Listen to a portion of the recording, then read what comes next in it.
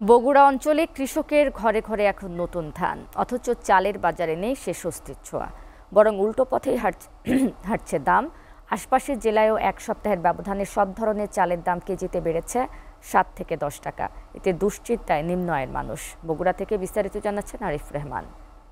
ওয়ালটন আবারও মিলিয়নিয়ার অফারে ওয়ালটন ফ্রিজ কিনে আপনিও হয়ে যেতে পারেন মিলিয়নিয়ার।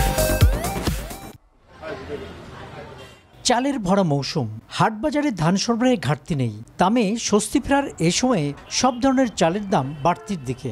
এক সপ্তাহ আগেও মোটা চাল মিলাচ্ছে 52 টাকায়, এখন তা 60 টাকার উপরে, আর চিকন চাল 75 টাকার উপরে।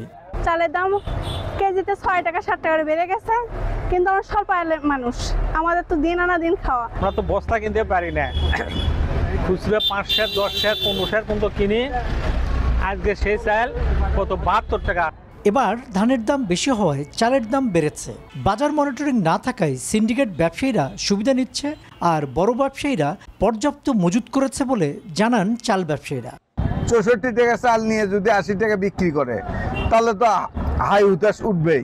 শেরপুর থেকে বড় বড় পাটিরা নিয়ে আসছে, এদের থেকে আমরা খুচরো পাইকারি হিসেবে কিনে নিই।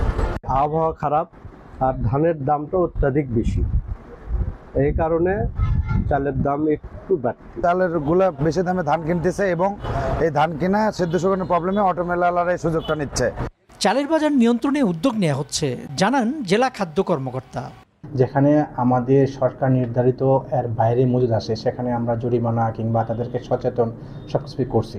তবে আশা করি যে আমাদের বাজার এখন স্থিতিশীল আছে, কোনো মজুদ না করতে পারে সেই জন্য আমাদের ভোক্তা অধিকার, স্থানীয় প্রশাসন এবং খাদ্য বিভাগ মিলে আমরা যৌথ অভিযান পরিচালনা করতেছি। চালের দাম বৃদ্ধি নিয়ন্ত্রণে আনতে না পারলে বেশি ক্ষতিগ্রস্ত হবেন নিম্ন আয়ের মানুষ।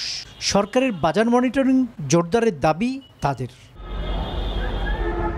আরিফ রহমান, এসএটিভি, বগুড়া।